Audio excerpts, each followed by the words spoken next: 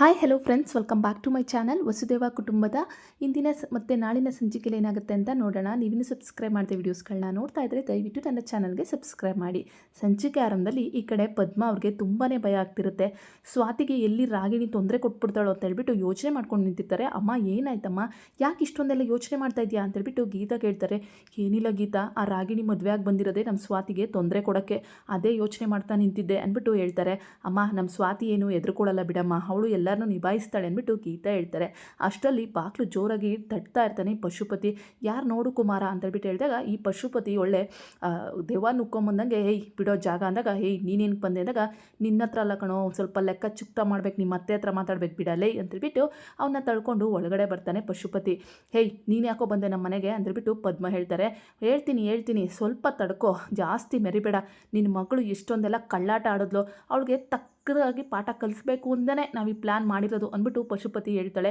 ಏನು ಮಾತಾಡ್ತಿದ್ಯಾ ನೀನು ಅಂತೇಳ್ಬಿಟ್ಟು ಪದ್ಮ ಕೇಳ್ತಾಳೆ. ಏನು ಮಾತಾಡ್ತಾ ಇದ್ದೀನಾ, ಅಲ್ಲ ನಿನ್ನ ಮಗಳಿಗೆ ನಾಚಿಕೆ ಬುದ್ಧಿನೇ ಇಲ್ವಾ? ಮೊದಲು ನಿತಿನ್ನ ಲವ್ ಮಾಡಿದ್ಲು, ಆಮೇಲೆ ಅವನ್ನ ಕೈ ಬಿಟ್ಲು, ಇನ್ನೂ ಈಗ ಸಾಹುಕಾರ ನಿತಿನ್ಗಿಂತ ಸಾಹುಕಾರ ವಂಶಿನ ಬಂದು ಒಂದು ವಾರಕ್ಕೆ ಬುಟ್ಟಿಗೆ ಹಾಕ್ಕೊಂಡು ಮದುವೆ ಮಾಡಿಕೊಂಡ್ಲು. ಇಂಥವ್ರನ್ನ ಏನಂತ ಕರೀತಾರೆ ಅಂತೇಳ್ಬಿಟ್ಟು ಈ ಕಡೆ ಪಶುಪತಿ ಹೇಳ್ತಾರೆ. ಏಯ್ ನನ್ನ ಮಗಳೇನು ಆ ಥರ ಮಾಡಿಲ್ಲ, ಸುಮ್ಮನೆ ಇರೋಲೆ ಅಂತೇಳ್ಬಿಟ್ಟು ಪದ್ಮ ಹೇಳ್ತಿರ್ತಾರೆ. ಅವಳು ಮಾಡಿರೋದೇ ಆ ಥರ ಕೆಲಸ. ನಿನ್ನ ಮಕ್ಳಿಗೆ ನ್ಯಾಯವಾಗಿ ಬುದ್ಧಿ ಕಲಿಸಿಲ್ಲ, ಅದರಲ್ಲಿ ನನ್ನ ಜೈಲಿಗೆ ಕುಂಡಿಸಿ ನನ್ನ ಹತ್ರ ಮನೇನ ಕಿತ್ಕೊಂಡು ಇವತ್ತು ಮೆರಿತಾ ಇದ್ದೀರಾ. ನೀವು ಇಷ್ಟೆಲ್ಲ ಮೆರಿತಿದ್ದೀರಾ ಅಂತ ಸುಮ್ಮನೆ ಬಿಡಲ್ಲ ನಾನು. ನನ್ನ ಮಗಳನ್ನ ಮದುವೆ ಮಾಡಿ ಆ ಮನೆಗೆ ಕಳಿಸಿರೋದು ಯಾಕೆ ಅಂತ ಗೊತ್ತಾ ನಿಮಗೆ? ಆ ಸ್ವಾತಿನ ಮನೆಯಿಂದ ಆಚೆ ಇಟ್ಟಕ್ಕೆ, ಅದೇ ನಮ್ಮ ಪ್ಲ್ಯಾನು ಅಂತೇಳ್ಬಿಟ್ಟು ಹೇಳ್ತಾರೆ. ಏನು ನನ್ನ ಮಗಳನ್ನ ಮನೆಯಿಂದ ಆಚೆಗೆ ಆಡ್ತೀರಾ? ಹೇಯ್ ಪಶುಪತಿ, ಇಷ್ಟು ದಿನ ಈ ಪದ್ಮನ್ ನೋಡಿದ್ದೆ ಬೇರೆ ಲೆಕ್ಕ ಅಂತೇಳ್ಬಿಟ್ಟು ಅಲ್ಲಿದ್ದಂಥ ಕುಡ್ಲನ್ನ ತಂದು ಪಶುಪತಿಗೆ ಹಾಕಕ್ಕೆ ಹೋಗ್ಬಿಡ್ತಾರೆ ಪದ್ಮ. ನಾನು ನೋಡ್ತಾ ಇದ್ದೀವಿ, ನೋವು ತಿಂತೀವಿ ಅಂತ ಎಷ್ಟು ಅಂತ ನೋವು ಕೊಡ್ತೀರಾ? ಇನ್ನು ಮುಂದೆ ಈ ಪದ್ಮ ಬೇರೆ ರೀತಿಯೇ ಇರ್ತಾಳೆ. ನನ್ನ ಮಗಳಿಗೆ ತೊಂದರೆ ಕೊಡೋಕ್ಕೇನಾದರೂ ಬಂದರೆ ನಿನ್ನ ಪ್ರಾಣ ತೆಗೆದುಬಿಡ್ತೀನಿ ನನ್ನ ಮಗನೇ ಅಂತೇಳ್ಬಿಟ್ಟು ಪದ್ಮ ಫುಲ್ಲು ಕೋಪ ಮಾಡಿಕೊಂಡು ಪಶುಪತಿ ಕುತ್ತಿಗೆಗೆ ಈ ಕಡೆ ಕುಡ್ಲಾಕಕ್ಕೆ ಹೋಗ್ತಾರೆ. ಅದೇ ಬೇಡ ಅಂತೇಳ್ಬಿಟ್ಟು ಕುಮಾರ್ ಎಲ್ಲ ತಡೀತಾರೆ. ಇನ್ನೊಂದು ಸತಿ ಏನಾದರೂ ನಮ್ಮ ವಿಚಾರಕ್ಕೆ ಬಂದರೆ, ನನ್ನ ಮಗಳಿಗೆ ಏನಾದ್ರು ತೊಂದರೆ ಕೊಟ್ಟರೆ ನಾನು ಮಾತ್ರ ಸುಮ್ಮನೆ ಇರಲ್ಲ ಅಂತ ಪದ್ಮ ಹೇಳ್ತಾರೆ. ನಿಮಗೆಲ್ಲ ಇದೇ ಹಬ್ಬ ಅಂತೇಳ್ಬಿಟ್ಟು ಪಶುಪತಿ ಅಲ್ಲಿಂದ ಆಚೆ ಬಂದುಬಿಡ್ತಾನೆ. ಇನ್ನು ಈ ಕಡೆ ರಾಗಿಣಿ ಮತ್ತು ವಂಶಿ ಎಲ್ಲರೂ ಸಹ ಡಿನ್ನರ್ಗೆ ಹೋಗಿರ್ತಾರೆ. ಈ ಕಡೆ ಡಿನ್ನರ್ಗೆ ಪಾರ್ಟಿ ಮಾಡಬೇಕಾದ್ರೆ ಯಾರ್ಯಾರಿಗೆ ಏನೇನು ಬೇಕೋ ನೀವೇ ಮೆನು ತಗೊಂಡು ಬುಕ್ ಮಾಡ್ಕೊಳ್ಳಿ ಅಂತೇಳ್ಬಿಟ್ಟು ಹೇಳ್ತಾರೆ. ಇನ್ನು ಈ ಕಡೆ ಈ ರಾಗಿಣಿ ಇದ್ದೋಳು ನನಗೆ ಎಲ್ಲ ಇಟಾಲಿಯನ್ ಸ್ಟೈಲ್ ಬೇಕು, ನಂಗೆ ಇಂಡಿಯನ್ ಸ್ಟೈಲ್ ಯಾವುದು ಬೇಡ, ಪಾಸ್ತಾ ಅದೆಲ್ಲ ಬೇಕು ಅಂತೇಳ್ಬಿಟ್ಟು ಈ ರಾಗಿಣಿ ಹೇಳ್ತಿರ್ತಾರೆ. ಇನ್ನು ಅಜ್ಜಯ್ ನಿಂಗೇನು ಬೇಕು ಅಂದಾಗ, ನನಗೆ ಇಡ್ಲಿಗೆ ಸಾಂಬಾರು ಹಾಕ್ಬಿಟ್ಟು ಅದರಲ್ಲಿ ಫುಲ್ಲು ಡಿಪ್ ಮಾಡಿಬಿಟ್ಟು ಮತ್ತು ಒಂದು ಕಡಕ್ ಚಾಯ್ ಅಂತೇಳ್ಬಿಟ್ಟು ಅಜ್ಜಯ್ ಹೇಳ್ತಾ ಇರ್ತಾರೆ. ಇವನಿಷ್ಟು ಚೀಪ್ ಅಜ್ಜಯ್, ಇದೆಲ್ಲ ರೋಡ್ ಸೈಡಲ್ಲಿ ಸಿಗೋವಂಥದ್ದು, ಇಲ್ಲಿ ಸಿಗೋವಂಥದ್ದು ಏನಾದರೂ ಬುಕ್ ಮಾಡು ಅಂತೇಳ್ಬಿಟ್ಟು ರಾಗಿಣಿ ಹೇಳ್ತಾ ಇರ್ತಾಳೆ. ಸರಿ ಆಯಿತು ರಾಗಿಣಿ, ನೀನೇನು ಬುಕ್ ಮಾಡಿದ್ಯೋ ಅದೇ ಅಂದಾಗ, ಇನ್ನು ನಮ್ಮ ವಂಶಿದ್ದವರು ಸ್ವಾತಿ ನಿಂಗೇನು ಬೇಕು ಅಂತಂದಾಗ, ನನಗೆ ನೀವೇನು ಮಾಡಿದ್ರು ಪರವಾಗಿಲ್ಲ ಅಂತ ಹೇಳ್ತಾರೆ. ಸರಿ ಆಯಿತು, ನನಗೆ 2 ವೆಜ್ ಪಿಜ್ಜಾ ಮತ್ತು ಒಂದು ಕೂಲ್ ಡ್ರಿಂಕ್ಸ್ ಅಂತೇಳ್ಬಿಟ್ಟು ಸಾಸು ಬೇಕು ಅಂತೇಳ್ಬಿಟ್ಟು ವಂಶಿ ಹೇಳ್ತಾರೆ. ಸರಿ ನೀನು ಇದನ್ನೇ ತಗೋತೀಯ, ತುಂಬ ಚೆನ್ನಾಗಿರುತ್ತೆ ಅಂದ್ಬಿಟ್ಟು ವಂಶಿ ಹೇಳ್ತಾ ಇರ್ತಾರೆ. ಸರಿ ಆಯಿತು ಅಂತ ಹೇಳಿದಾಗ ಚೆನ್ನಾಗಿ ಹುರ್ಕೊತಾ ಇದ್ದಾರೆ, ಹುರ್ಕೊಂಡು ಸಾಯ್ಲಿ ಇವಳು ಅಂತೇಳ್ಬಿಟ್ಟು ರಾಗಿಣಿ ಹೇಳ್ತಾ ಇರ್ತಾಳೆ. ಇನ್ನು ರಾಗಿಣಿ ನೋಡ್ಬಿಟ್ಟು ಸ್ವಾತಿ ಫುಲ್ಲು ಹೊಟ್ಟೆ ಹುರ್ಕೊಂಬಿಟ್ಟಿದ್ದಾಳೆ ಅಂತೇಳ್ಬಿಟ್ಟು ರಾಗಿಣಿ ಬಿಲ್ಡಪ್ನ ಕೊಡ್ತಾ ಇರ್ತಾಳೆ. ಇನ್ನು ನಮ್ಮ ಸ್ವಾತಿಗೆ, ತಿನ್ನು ಸ್ವಾತಿ ಯಾಕೆ ಸುಮ್ಮನೆ ಕೂತಿದ್ಯಾ ಅಂತೇಳ್ಬಿಟ್ಟು ವಂಶಿ ಹೇಳ್ತಾರೆ. ಅಷ್ಟರಲ್ಲಿ ಒಂದು ಫೋನ್ ಕಾಲ್ ಬರುತ್ತೆ. ಅಯ್ಯೋ ಪಿಜ್ಜಾ ಆರೋಗುತ್ತೆ ತಿನ್ನು ಅಂದಾಗ, ಇಲ್ಲ ನನಗಿದು ಇಂಪಾರ್ಟೆಂಟ್ ಕಾಲ್ ಅಂತೇಳ್ಬಿಟ್ಟು ಆಚೆ ಬರ್ತಾರೆ ಸ್ವಾತಿಯವರು. ಯಾಕೆ ಸ್ವಾತಿ ಈ ರೀತಿ ಮಾಡ್ತಾ ಇದೆಯಾ ಅಂದಾಗ, ಇಲ್ಲ ವಂಶಿಯವರೇ ಒಂದು ನಿಮಿಷ ಬಂದೆ ಅಂತೇಳ್ಬಿಟ್ಟು ಆಚೆ ಬರ್ತಾರೆ. ಸ್ವಾತಿಗೆ ಅಷ್ಟರಲ್ಲಿ ಫೋನ್ ಬಂದಿರುತ್ತೆ. ಯಾರ್ದಿದು ಫೋನು, ಇಂಪಾರ್ಟೆಂಟ್ ಫೋನು ಅಂತ ಹೋಗ್ಬಿಟ್ಲಲ್ಲ, ಏನು ನಡೆಸ್ತಾ ಇದ್ದಾಳೆ ಇವಳು ಅಂತೇಳ್ಬಿಟ್ಟು ರಾಗಿಣಿ ಯೋಚನೆ ಮಾಡ್ತಾ ಇರ್ತಾಳೆ. ಪದ್ಮ ಫೋನ್ ಮಾಡಿ, ಸ್ವಾತಿ ನೀನು ಹುಷಾರಾಗಿದ್ದೀಯಾ ಅಲ್ವೇನಮ್ಮ ಅಂದಾಗ, ಯಾಕಮ್ಮ ಏನಾಯಿತು ಅಂತೇಳ್ಬಿಟ್ಟು ಸ್ವಾತಿ ಕೇಳ್ತಾಳೆ. ಏನು ಅಂದರೆ ಆ ಪಶುಪತಿ ನಮ್ಮ ಮನೆಗೆ ಬಂದಿದ್ದಮ್ಮ, ರಾಗಿಣಿ ಆ ಮನೆಗೆ ಬಂದಿರೋದೇ ನಿನಗೆ ಹಿಂಸೆ ಕೊಟ್ಟು ಆಚೆ ಹಾಕಕ್ಕಂತೆ, ದಯವಿಟ್ಟು ನೀನು ಹುಷಾರಾಗಿರಮ್ಮ, ನಿನ್ನ ಪ್ರಾಣಕ್ಕೇನಾದರೂ ಅಪಾಯ ಮಾಡಿಬಿಟ್ರೆ ರಾಗಿಣಿ ಅಂತ ಭಯ ಆಯಿತು, ಅದಕ್ಕೆ ಫೋನ್ ಮಾಡಿದೆ, ಎಲ್ಲಿದ್ದೀಯ ಅಂದಾಗ, ಓ ಅಮ್ಮ ನೀನು ಆ ಥರ ಎಲ್ಲ ಆಗಬೇಕಾದ್ರೆ ಒಂದು ಮಾತು ಹೇಳ್ಬೇಕಲ್ವ ನನಗೆ ಅಂತೇಳ್ಬಿಟ್ಟು ಸ್ವಾತಿ ಹೇಳ್ತಾಳೆ. ಸ್ವಾತಿ ಎಷ್ಟು ಅಂತ ಹೇಳೋದು, ನೀನು ಆ ಮನೇಲಿದ್ಯಾ, ಬಂದು ನಿನ್ನ ಮಗಳಿಗೆ ಸರಿಯಾಗಿ ಬುದ್ಧಿ ಕಲಿಸ್ತೀವಿ, ರಾಗಿಣಿನ ಮದುವೆ ಮಾಡಿ ಕಳಿಸಿರೋದೇ ಅದಕ್ಕೆ, ಇಷ್ಟೊಂದೆಲ್ಲ ನಾಟಕ ಆಡಿದ್ದೀರಾ, ನಮ್ಮ ಮನೆ ಕಿತ್ಕೊಂಡಿದ್ದೀರಾ ಅಂತೇಳ್ಬಿಟ್ಟು ತುಂಬ ಜೋರಾಗಿ ಮಾತಾಡ್ದ.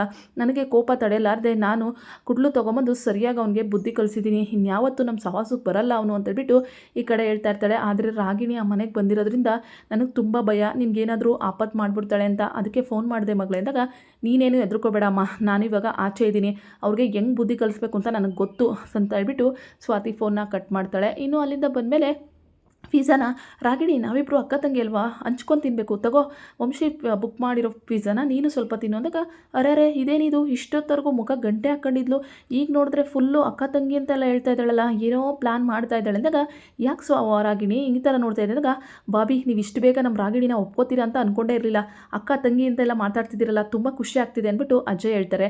ಅಜಯ್ ರಾಗಿಣಿ ಎಷ್ಟೇ ಆದರೂ ನಮ್ಮ ಮನೆಗೆ ಸೊಸೆಯಾಗಿ ಬಂದಿರೋಳು ಅವಳನ್ನ ನನ್ನ ತಂಗಿ ಅಂದೆ ಇನ್ನೇನು ಅಂದ್ಕೊಳ್ಳೋಣ ನೀವಿಬ್ಬರು ಚೆನ್ನಾಗಿದ್ರೆ ನಮಗೂ ಖುಷಿ ಅಂದಾಗ ಈ ಕಡೆ ಬಾಬಿ ನಿಮ್ಮ ಮಾತು ಕೇಳಿ ತುಂಬ ಖುಷಿ ಆಯಿತು ಅಂದಾಗ ವಂಶಿ ಇದ್ದವರು ಅವಳು ಹಂಗೆ ಕಣೋ ಅವಳು ತುಂಬ ಮೆಚುರಿಟಿ ಇರೋ ಹುಡುಗಿ ಅವಳಿಗೆ ತುಂಬ ಬುದ್ಧಿ ಇದೆ ಅವಳೆಲ್ಲ ಅರ್ಥ ಮಾಡ್ಕೊತಾಳೆ ಅಂದ್ಬಿಟ್ಟು ವಂಶಿ ಹೇಳ್ತಾರೆ. ಆದರೆ ರಾಗಿಣಿಗೆ ಮಿಸ್ ಹೊಡಿತಾ ಇರುತ್ತೆ, ಇಲ್ಲ ಏನೋ ಮಿಸ್ ಹೊಡಿತಾ ಇದೆ ಇವಳೇನೋ ಪ್ಲ್ಯಾನ್ ಮಾಡ್ತಿದ್ದಾಳೆ ಅಂತ ಯೋಚನೆ ಮಾಡ್ತಾ ಇರ್ತಾಳೆ. ಇನ್ನು ಮನೇಲಿ ದುರ್ಗಾ ತಾತಾಜಿಗೆ ಹಾಲು ತಗೊಳ್ಳಿ ಅಂತೇಳ್ಬಿಟ್ಟು ಕೊಡ್ತಾರೆ. ಊಟ ತುಂಬ ಚೆನ್ನಾಗಿತ್ತಮ್ಮ ದುರ್ಗಾ ಅಂದಾಗ ಅದು ದುರ್ಗಾ ನಿನಗೇನು ಬೇಜಾರಿಲ್ಲ ಅಲ್ವಾ, ನಿನ್ನ ಮಗ ಹೇಳ್ದೆ ಕೇಳಿದೆ ಮದುವೆ ಮಾಡ್ಕೊಂಬಂದ ನಿನಗೊಂದು ಮಾತು ಹೇಳಲಿಲ್ಲ ಮಗನ ಮದುವೆ ನೋಡೋಕ್ಕಾಗಲಿಲ್ಲ ಅಂದಾಗ ಅಯ್ಯೋ ಅತ್ತೆ ಆ ರೀತಿಯೆಲ್ಲ ಏನೂ ಬೇಜಾರಿಲ್ಲ ನನಗೆ, ಅದಕ್ಕಿಂತ ನನ್ನ ಮಗ ಇಷ್ಟಪಟ್ಟಿರೋ ಹುಡುಗಿನ ಮದುವೆ ಆದ್ನಲ್ಲ ಅದೇ ಖುಷಿ ಅಂತೇಳ್ಬಿಟ್ಟು ದುರ್ಗಾ ಹೇಳ್ತಾ ಇರ್ತಾರೆ.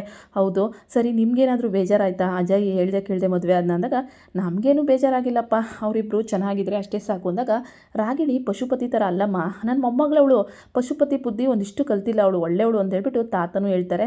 ಸರಿ ಆಯಿತು ರೀ ಟೈಮ್ ಆಯಿತು ನಡೀರಿ ಮಲಗಿ ಅಂತ ಹೇಳ್ಬಿಟ್ಟು ಅಜ್ಜಿ ತಾತನ ಕರ್ಕೊಂಡು ಹೋಗ್ತಾ ಇರ್ತಾರೆ.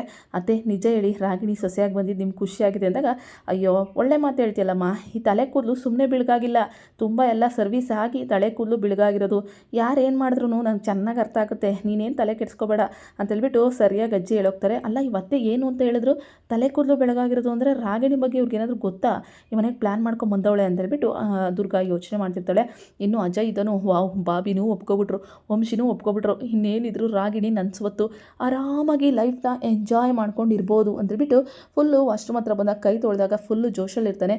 ಅಲ್ಲಿಗೆ ಬಂದು ಏನೋ ಸ್ಕೌಂಡ್ರಲ್ ನಮ್ಮ ದುಡ್ಡು ಕೊಡಬೇಕಾಗುತ್ತೆ ಅಂತ ಮುಂಬೈಯಿಂದ ಇಲ್ಲಿಗೆ ಬಂದು ಮದುವೆ ಮಾಡಿಕೊಂಡು ಎಂಜಾಯ್ ಮಾಡ್ತಿದ್ಯಾ, ನನ್ನ ಸವಾಸ ಗೊತ್ತು ತಾನೇ ಅಂತೇಳ್ಬಿಟ್ಟು ಈ ಕಡೆ ಒಬ್ಬ ವ್ಯಕ್ತಿ ಬರ್ತಾನೆ. ದಾದಾ ನೀವೇ ನಿಲ್ಲಿ ಅಂದಾಗ ಏನು ಇಲ್ಲಿನ ನಾನು ದುಡ್ಡು ಕೊಡ್ತೀನಿ ಸೆಟಲ್ಮೆಂಟ್ ಮಾಡ್ತೀನಿ ಅಂತ ಬಂದು ಇಲ್ಲಿ ಮದುವೆ ಹಾಕ್ಕೊಂಡು ಆರಾಮಾಗಿದ್ಯಾ ಅಂದಾಗ ಅಯ್ಯೋ ದಾದಾ ಆ ಥರ ಎಲ್ಲ ಏನೂ ಇಲ್ಲ, ನಿಮ್ಮ ದುಡ್ಡು ಕೊಡಬೇಕು ಅಂತಲೇ ಇದೆ ಅಂದಾಗ ನೋಡು ಅಜಯ್ ನಾನು ಎಲ್ಲರ ಥರ ಅಲ್ಲ, ಇದು ನಿನಗೆ ಲಾಸ್ಟ್ನೇ ವಾರ್ನಿಂಗು, ನಿನ್ನ ಬುದ್ಧಿ ಏನು ಅಂತ ನಂಗೆ ಚೆನ್ನಾಗಿ ಗೊತ್ತು, ನನ್ನ ದುಡ್ಡನ್ನ ಸೆಟ್ಲ್ ಮಾಡಿದ್ರೆ ಸರಿ, ಇಲ್ಲ ಅಂದರೆ ಎಲ್ಲರ ಮುಂದೆ ಮಾನ ಹರಾಜು ಹಾಕ್ಬಿಡ್ತೀನಿ. ಅಲ್ಲ ನೀನು ದುಡ್ಡು ತೊಗೊಂಡು ಎಷ್ಟು ಧೈರ್ಯ ಬಂದು ಇಲ್ಲಿ ಜೀವನ ಮಾಡ್ತಿದ್ಯಾ, ನಾವು ನಿನ್ನನ್ನು ಅಲ್ಲಿಂದ ಹುಡುಕೋ ಬರ್ಬೇಕಂದಾಗ ಅಯ್ಯೋ ದಾದಾ ಆ ಥರ ಎಲ್ಲ ಅನ್ಕೋಬೇಡಿ, ನನಗೆ ಇನ್ನೊಂದೇ ಒಂದು ಲಾಸ್ಟ್ ಚಾನ್ಸ್ ಕೊಟ್ಬಿಡಿ, ಈಗ ತಾನೇ ಮದುವೆ ಆಗಿದ್ದೀನಿ, ನಾನು ನಿಮ್ಮ ದುಡ್ಡನ್ನ ವಾಪಸ್ ಕೊಡ್ತೀನಿ ಅಂದ್ಬಿಟ್ಟು ಹೇಳ್ತಾರೆ. ಇದು ಲಾಸ್ಟ್ ಚಾನ್ಸ್, ಇನ್ನೊಂದು ಸತಿ ಏನಾದರೂ ನಿನ್ನ ಲಾಸ್ಟ್ ಟೈಮ್ ದುಡ್ಡು ಕೊಟ್ಟಿಲ್ಲ ಅಂದರೆ ನಾನು ಅಲ್ಲಿಗೆ ಬಂದು ನಿನ್ನ ಮಾನ ಹರಾಜು ಹಾಕ್ಬಿಡ್ತೀನಿ ಅಂತೇಳ್ಬಿಟ್ಟು ದಾದಾ ನಮ್ಮ ಹುಡುಗರು ಇಲ್ಲೆಲ್ಲ ಸುತ್ತಲೂ ಮೊದಲು ಇದ್ದಾರೆ, ಅವ್ರಿಗೊಂದು ಮಾತು ಹೇಳಿದ್ರೆ ಸಾಕು ನಿನ್ನ ಕತೆ ಮುಗಿಸ್ತಾರೆ ಅಂದ್ಬಿಟ್ಟು ಹೇಳ್ತಾ ಇರ್ತಾರೆ. ಅಷ್ಟರಲ್ಲಿ ರಾಗಿಣಿ ವಂಶಿ ಎಲ್ಲರೂ ಅಲ್ಲಿಗೆ ಬರ್ತಾರೆ. ಅಜಯ್ ಯಾರಿದು ಅಂದ್ಬಿಟ್ಟು ರಾಗಿಣಿ ಕೇಳ್ತಾಳೆ. ಅದು ಅಂತೇಳ್ಬಿಟ್ಟು ರಾಗ ಹೇಳ್ತಾ ಇರ್ತಾನೆ. ಇನ್ನು ವಂಶಿ ಯಾರಿದು ಅಂದಾಗ ನಾನು ಅಜಯ್ ಫ್ರೆಂಡು, ಮುಂಬೈಯಲ್ಲಿರೋದು, ಇಲ್ಲಿ ನೋಡಿ ನನಗೆ ಆಶ್ಚರ್ಯ ಆಯಿತು, ಜಸ್ಟ್ ಹಂಗೆ ಫ್ರೆಂಡ್ ಥರ ಮಾತಾಡ್ತಿದ್ದೋ ಅಂತೇಳ್ಬಿಟ್ಟು ಆ ದಾದಾ ಹೇಳ್ತಾರೆ. ಹೌದಾ ಅಜಯ್ ಅಂದಾಗ ಹೌದೌದು ಇವ್ರು ನನ್ನ ಫ್ರೆಂಡು ಅಂತೇಳ್ಬಿಟ್ಟು ಅಜಯ್ ಹೇಳ್ತಾರೆ. ಸರಿ ಆಯಿತು ನೀವು ಮುಂಚೆನೇ ಬಂದಿದ್ದರೆ ನಮ್ಮ ಜೊತೆನೇ ಊಟ ಮಾಡ್ಬೋದಿತ್ತು ಅಂತೇಳ್ಬಿಟ್ಟು ವಂಶಿ ಹೇಳ್ತಾರೆ. ಪರವಾಗಿಲ್ಲ ಹೊಸ್ದಾಗಿ ಮದುವೆ ಆಗಿದ್ದಾನೆ ಅಜಯ್, ನೀವೆಲ್ಲ ಡಿನ್ನರಿಗೆ ಬಂದಿದ್ದೀರಾ ಫ್ಯಾಮಿಲಿ, ನಾನು ಯಾಕೆ ಇನ್ನೊಂದು ಸತಿ ಸಿಗೋಣ ಅಂತೇಳ್ಬಿಟ್ಟು ಆ ವ್ಯಕ್ತಿ ಅಲ್ಲಿಂದ ಅಜಯ್ ಮತ್ತೆ ಸಿಗ್ತೀನಿ ಅಂತೇಳ್ಬಿಟ್ಟು ಹೇಳಿ ಓಡ್ತಾರೆ. ಇನ್ನು ಅಜಯ್ ಇದನ್ನು ಯಪ್ಪ ದೇವರೇ ಜೀವ ಬಾಯಿಗೆ ಬಂದುಬಿಟ್ಟಿತ್ತು ಅಂದ್ಬಿಟ್ಟು ಸರಿ ಆಯಿತು ಎಲ್ಲರೂ ಹೋಗೋಣ ಅಂತೇಳ್ಬಿಟ್ಟು ಹೊರಡ್ತಾರೆ. ಇನ್ನು ಪದ್ಮಗೆ ಅದೇ ಯೋಚನೆ ಆಗಿರುತ್ತೆ, ಸ್ವಾತಿಗೆ ಏನು ಎತ್ತೋ ಅಂತೇಳ್ಬಿಟ್ಟು ಅಮ್ಮ ಈರುಳ್ಳಿ ಕೊಡಮ್ಮ ಇಲ್ಲಿ ಅಂದಾಗ ಪದ್ಮ ತಲೆಗೆ ಹಾಕ್ಕೊಳ್ಳಲ್ಲ.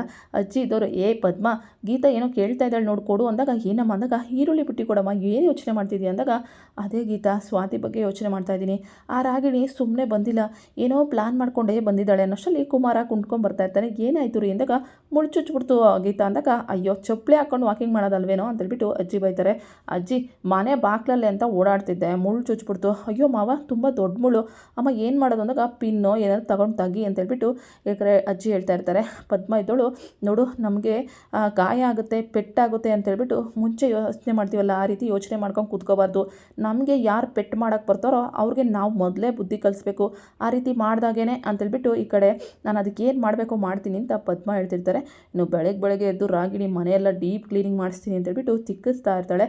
ಇದೇನಿಮ್ಮ ಇದು ಅಂತೇಳ್ಬಿಟ್ಟು ದುರ್ಗ ಬಂದಾಗ ಅತ್ತೆ ಎಲ್ಲ ಕ್ಲೀನ್ ಮಾಡಿಸ್ತಿದ್ದೀನಿ ಅಂದಾಗ ಅಜ್ಜಿದವರು ಓಹೋ ಕ್ಲೀನಿಂಗ್ ಅಂದಾಗ ನೋಡ್ರಿ ಅತ್ತೆ ಯಾವ ರೀತಿ ನಮ್ಮ ರಾಗಿಣಿ ಬಂದಿದ್ದ ತಕ್ಷಣ ಮನೆ ಜವಾಬ್ದಾರಿನ ವಹಿಸ್ಕೊಬಿಟ್ಲು, ಇಷ್ಟು ದಿನ ಸ್ವಾತಿಗೆ ಹೇಳೋಣ ಅಂತಿದ್ದೆ ಅವಳಂತೂ ಕ್ಲೀನೇ ಮಾಡ್ತಿರ್ಲಿಲ್ಲ ಅಂದ್ಬಿಟ್ಟು ಹೇಳ್ತಾ ಇರ್ತಾಳೆ. ಸ್ವಾತಿ ಆ ದೇವ್ರ ಪೂಜೆ ಮಾಡಿ ಮಂಗಳಾರತಿನ ಕೊಡೋಕ್ಕೆ ಬರ್ತಾಳೆ. ನಾನು ಹಾಗೆ ನನಗೆ ಡೆಸ್ಟು ಅಲರ್ಜಿ ಅದೆಲ್ಲ ಆಗೋದೇ ಇಲ್ಲ, ಸೊ ಅದಕ್ಕೆ ಒಳಗೂ ಹೊರಗೂ ಡೀಪ್ ಕ್ಲೀನ್ ಮಾಡಿಸ್ತಿದ್ದೀನಿ ಅಂದ್ಬಿಟ್ಟು ರಾಗಿಣಿ ಹೇಳ್ತಾಳೆ. ಆದ್ರೂ ಅಕ್ಕ ತಂಗಿರಿಬ್ಬರು ಹೊಂದ್ಕೊಂಡು ಹೋಗ್ತಿದ್ದೀರಲ್ಲ ಅಷ್ಟೇ ಸಾಕು. ಸ್ವಾತಿ ಇಷ್ಟು ದಿನ ನೋಡು ನೀನು ಮಾಡ್ತಿಲ್ದಿರೋ ಕೆಲಸನ ರಾಗಿಣಿ ಮಾಡ್ತಾ ಇದ್ದಾಳೆ, ನೀನು ನೋಡು ದೇವ್ರ ಪೂಜೆ ಮಾಡ್ಕೊಂಬಂದಿದ್ಯಾ ಅಂದಾಗ, ಅಲ್ಲ ಸ್ವಾತಿ ಇಷ್ಟೊಂದೆಲ್ಲ ಗಲೀಜಿದೆ ದೇವ್ರ ಪೂಜೆ ಮಾಡಿದ್ಯಲ್ಲ ಅಂದಾಗ, ದೇವ್ರಿಗೂ ಗಲೀಜಿಗೂ ಏನು ಇದಿದೆಯಾ, ಇಷ್ಟು ದಿನ ನಾವು ಜೀವನ ಮಾಡ್ತಿರ್ಲಿಲ್ವಾ, ನೀನು ಬಂದು ಇವಾಗ ದೊಡ್ಡದಾಗಿ ಕ್ಲೀನ್ ಮಾಡಿಸ್ಬಿಟ್ರೆ ಮಾತ್ರನಾ, ಇವಾಗ ನೀನು ಮಾಡಿದ್ರೇನು ನಾನು ಮಾಡಿದ್ರೇನು ಅಂದ್ಬಿಟ್ಟು ಸ್ವಾತಿ ಹೇಳ್ತಾ ಇರ್ತಾರೆ. ಒಟ್ನಾಗ ಮನೆ ಕ್ಲೀನ್ ಆಗೋದು ಫಸ್ಟು ಮ್ಯಾಟ್ರು ಅಂತ. ಅಷ್ಟರಲ್ಲಿ ಪದ್ಮ ಬಂದು, ರಾಗಿಣಿ ಅಜಯ್ ನೀವಿಬ್ಬರು ಹೊಸ್ದಾಗಿ ಮದುವೆ ಆಗಿದ್ದೀರಾ, ನಮ್ಮ ಮನೆಗೆ ಊಟಕ್ಕೆ ಬನ್ನಿ ಅಂತೇಳ್ಬಿಟ್ಟು, ರಾಗಿಣಿ ನಿನ್ನ ಮೇಲೆ ನಮ್ಗೆ ಯಾವ ಕೋಪನೂ ಇಲ್ಲಮ್ಮ, ನೀನು ತುಂಬ ಒಳ್ಳೆಯವಳು ಅಂತೇಳ್ಬಿಟ್ಟು ಹೇಳಕ್ಕೆ ಬಂದಿರ್ತಾರೆ. ಈ ಕಡೆ ಪದ್ಮವರೇ ಬನ್ನಿ ಅಂತೇಳ್ಬಿಟ್ಟು ಅಜ್ಜಿ ಕರೀತಾರೆ. ಇವಳು ಊಟಕ್ಕೆ ಕರಿಯಕ್ಕೆ ಬಂದವಳೆಲ್ಲ ಅಂತೇಳ್ಬಿಟ್ಟು ರಾಗಿಣಿ ಆಶ್ಚರ್ಯವಾಗಿ ನೋಡ್ತಾ ಇರ್ತಾಳೆ. ಈ ಕಡೆ ಸ್ವಾತಿನೂ ಕೂಡ. ಇನ್ನು ವಂಶಿ ಬರ್ತಾರೆ. ಅತ್ತೆ ಬನ್ನಿ ಅಂದಾಗ, ವಂಶಿ ಅವರೇ ನೀವು ಬರಬೇಕಪ್ಪ ಊಟಕ್ಕೆ, ಸಂಜೆ ರಾಗಿಣಿ ಮತ್ತು ಅಜಯ್ನ ಕರಿಯಕ್ಕೆ ಬಂದಿದ್ದೆ ಅಂದ್ಬಿಟ್ಟು ಪದ್ಮ ಹೇಳ್ತಾರೆ. ಸರಿ ಅತ್ತೆ ಆಯಿತು ಬರ್ತೀವಿ, ಅಜಯ್ ನೀನು ಬೇಜಾರು ಮಾಡ್ಕೋಬೇಡ, ನೀನು ಬಂದಾಗ ಖಂಡಿತ ಬರ್ತೀವಿ ಮಾ ಅಂತೇಳ್ಬಿಟ್ಟು ಅಜಯ್ ಹೇಳ್ತಾ ಇರ್ತಾನೆ. ಇನ್ನು ಎಲ್ಲ ಹೋದ್ಮೇಲೆ ರಾಗಿಣಿ ಇದ್ದವಳು ನೋಡ್ದ ಒಂದಿಂದಲೇ ಯಾವ ರೀತಿ ಎಲ್ಲ ನನ್ನ ಕಡೆ ಮಾತಾಡೋಂಗೆ ಮಾಡಿಕೊಂಡೆ, ನಿಂದು ಇಷ್ಟೇ ಕಣೆ ಅಂದಾಗ, ಅಯ್ಯೋ ನಿಂದು ಒಂದು ಇದು ಅಂತ ನಾನು ಮ್ಯಾಟ್ರು ಅಂತ ನಿನ್ನ ಜೊತೆ ಮಾತಾಡಬೇಕಾ, ಹೋಗೆಲೆ ಅಂತೇಳ್ಬಿಟ್ಟು ಸ್ವಾತಿ ಹೋಗ್ತಾಳೆ.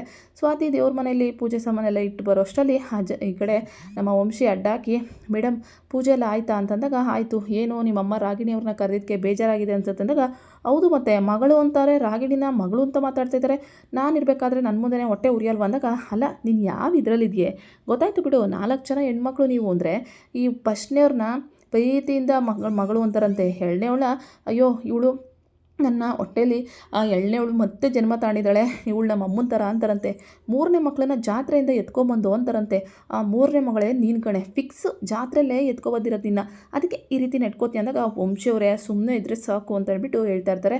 ಇಲ್ಲ ನೀನು ನನ್ನ ಮುದ್ದಿನ ಹೆಂಡ್ತಿ ಅಲ್ವ ಅಂದಾಗ, ಏನೋ ಹೆಂಡ್ತಿನ ಅಂದಾಗ, ಅಯ್ಯೋ ತಾಯಿ 2 ತಿಂಗಳಿಗಾದರೂ ನೀನು ನನ್ನ ಹೆಂಡ್ತಿನೇ ತಾನೇ ಅಂದ್ಬಿಟ್ಟು ಈ ಕಡೆ ವಂಶಿಗೆ ಸ್ವಾತಿ ಮೇಲೆ ತುಂಬ ಪ್ರೀತಿ, ಸೊ ಹಂಗಾಗಿ ಮಾತಾಡ್ತಿರ್ತಾರೆ. ಇನ್ನು ನೋಡ್ದೇನೆ ವಂಶಿ ಸ್ವಾತಿ ಯಾವ ರೀತಿ ಎಲ್ಲ ಜವಾಬ್ದಾರಿ ನಾನು ತಗೊಂಡೆ, ಅದರಲ್ಲಿ ನಿಮ್ಮಮ್ಮ ನನ್ನ ವಿರುದ್ಧವಾಗಿ ಹೋರಾಡೋಕ್ಕಾಗಲ್ಲ ಅಂತ ಊಟಕ್ಕೆ ಕರೆದಿರೋದು ಅಂದಾಗ, ಅಯ್ಯೋ ದಡ್ಡಿ ನಮ್ಮಮ್ಮ ಊಟಕ್ಕೆ ಕರೆದಿರೋದು ನಿನ್ನ ಪಾಪ ಇದು ಮಾಡೋಕ್ಕಲ್ಲ, ನಮ್ಮಮ್ಮ ಮೊದಲು ಕುರಿನ ಉಬ್ಬಿಸ್ಬೇಕಲ್ವ ಕಡಿಯೋದಕ್ಕಿಂತ ಮುಂಚೆ, ಅದಕ್ಕೆ ಚೆನ್ನಾಗಿ ಊಟ ಹಾಕಿ ನಿನ್ನನ್ನು ಪೋಷಣೆ ಮಾಡ್ತಾರೆ, ಆಮೇಲೆ ಕಡಿಬೇಕಲ್ಲ ನಿನ್ನ, ಅದು ಕಣೆ ನಮ್ಮಮ್ಮನ ಪ್ಲ್ಯಾನು ಅಂತೇಳ್ಬಿಟ್ಟು ಸ್ವಾತಿ ಹೇಳ್ತಾಳೆ. ಏನು ಹೇಳ್ತಾ ಇದೆಯಾ ನೀನು ಅಂದಾಗ, ಹೌದು ಚಿನ್ನ ಇದೇ ಪ್ಲ್ಯಾನು, ನೋಡ್ಕೊ ನಿನಗೆ ಯಾವ ರೀತಿ ಮಣ್ಣು ಮುಗಿಸ್ತಾರೆ ಅಂದ್ಬಿಟ್ಟು ಸ್ವಾತಿ ಹೇಳ್ತಾ ಇರ್ತಾಳೆ. ಇನ್ನು ಈ ಕಡೆ ನೋಡೋಣ ಈ ಅಕ್ಕ ತಂಗಿರ ಜಗಳ ಎಲ್ಲಿವರೆಗೂ ನಡೆಯುತ್ತೆ ಅಂತ. ವಿಡಿಯೋಗಳು ಇಷ್ಟ ಆದರೆ ಲೈಕ್